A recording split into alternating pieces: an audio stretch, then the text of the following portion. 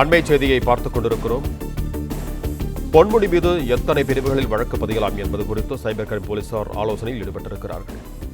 இந்து சமயங்களை விலை மாதுவுடன் ஒப்பிட்டு பெண்களை இழிவுபடுத்தும் வகையில் அமைச்சர் பொன்முடி பேசியதாக புகார் எழுந்திருக்கும் நிலையில் அவர் மீது உடனடியாக வழக்கு பதிவு செய்ய சென்னை உயர்நீதிமன்றம் நேற்று உத்தரவு பிறப்பித்திருந்தது.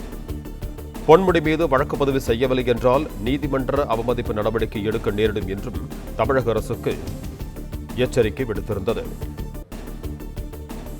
இதுகுறித்து கூடுதல் விவரங்களோடு இணைக்கிறார் எமது செய்தியாளர் கதிரவன். வணக்கம் கதிரவன், உங்களிடம் இருக்கும் தகவல்கள் சொல்லுங்கள். அமைச்சர் பொன்முடி ஆபாசமாக பேசியது தொடர்பாக காவல்துறை அதிகாரிகள் வழக்கு பதிவு செய்வது தொடர்பாக ஆலோசனைகள் மேற்கொண்டு வருகிறார்கள். நேற்று சென்னை உயர்நீதிமன்றம் உத்தரவிட்டதை தொடர்ந்து அவர் மீது வழக்கு பதிவு செய்வது தொடர்பாக சென்னை மாநகர காவல்துறையினர் சட்ட நிபுணர்களுடன் ஆலோசனை நடத்தி வருவதாகவும் தெரிவிக்கப்பட்டிருக்கிறது. குறிப்பா கடந்த சில தினங்களுக்கு முன்பாக பொன்முடி அவர்கள் பேசிய பேச்சு சமூக வலைதளங்களில் வெளியாகி பெரும் அதிர்வலைகளை ஏற்படுத்தியது. பல தரப்பினர் கண்டனங்களையும் தெரிவித்திருந்தார்கள்.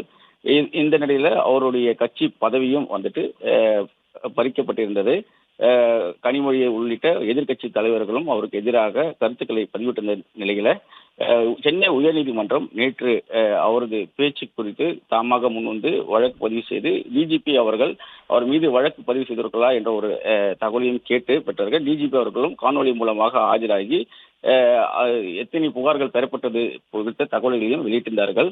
குறிப்பா இந்த சம்பவமானது தேனாம்பேட்டை போலீஸ் நிலைய எல்லைக்குட்பட்ட திமுக இளைஞரணி மாநில தலைமையிலான அன்பகத்தில் நடைபெற்ற நிகழ்ச்சியில் தான் பொன்முடி ஆபாசமாக பேசியது தெரிய வந்திருக்கிறது. குறிப்பா பெரியார் திராவிட கழகத்தில் ஏற்பாடு செய்திருந்த இந்த நிகழ்ச்சியில் அவர் பேசியதை அடுத்து தேனாம்பேட்டை போலீசாரும் சைபர் கிரைம் போலீசாரும் விசாரணை மேற்கொண்டு வருவதாகவும் சட்ட நிபுணர்களின் ஆலோசனை பெற்று அதன் பிறகு வழக்கு பதிவு செய்வது குறித்து நடவடிக்கை எடுக்கப்படும் என்றும் காவல்துறை அதிகாரிகள் தரப்புல தெரிவிக்கப்பட்டிருக்கிறது.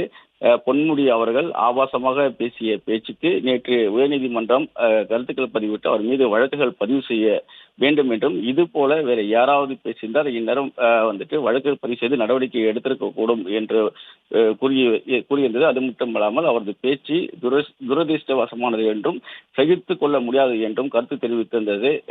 இந்த நிலையில் தான் தற்போது முதல் தகவல் அறிக்கை பதிவு செய்வது குறித்து காவல்துறை அதிகாரிகள் ஆலோசனை மேற்கொண்டு வருவதாகவும் தெரிவிக்கப்பட்டிருக்கிறது.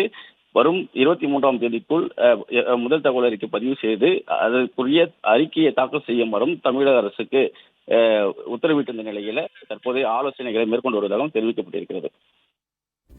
நன்றி கதிரவன், உங்க தகவல்களுக்கு.